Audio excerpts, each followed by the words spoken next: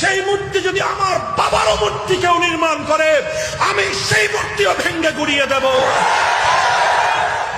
আর আমরা বঙ্গবন্ধুর বিরুদ্ধে নই, আমরা বঙ্গবন্ধুর মূর্তির বিরুদ্ধে।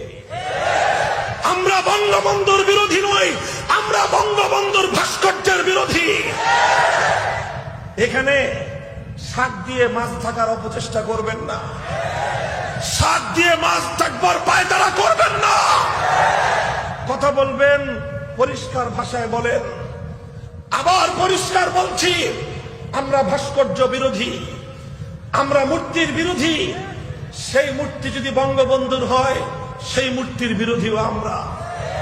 সেই ভাস্কর্য বা মূর্তি যদি প্রেসিডেন্ট জিয়াউর রহমানের হয়, আমরা সেই মূর্তিরও বিরোধী। সেই মূর্তি যদি আমার বাবারও মূর্তি কেউ নির্মাণ করে, আমি সেই মূর্তিও ভেঙ্গে।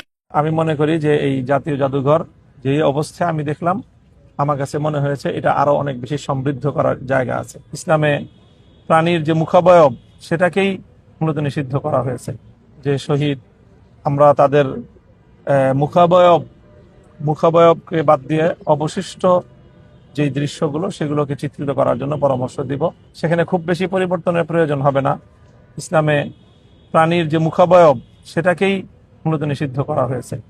কাজে সেই জায়গাটুকু যদি একটু করে দেওয়া হয়, মুখাবয়বটাকে মুছে ফেলা হয়, তাহলে বাকি দৃশ্য সব অথবা বাকি রেপ্লিকা, বাকি ভাস্কর্য, সেগুলো নিষিদ্ধ হবে না। ভাস্কর্য সেটা প্রাণীর মুখাবয়বটুকু শুধুমাত্র ইসলাম ধর্মের দৃষ্টিতে এটার উপরে আপত্তির জায়গা রয়েছে। কাজে এরপরে আমি মনে করি যে এই জাতীয় জাদুঘর যে অবস্থায় আমি দেখলাম, আমার কাছে মনে হয়েছে এটা আরো অনেক বেশি সমৃদ্ধ করার জায়গা আছে।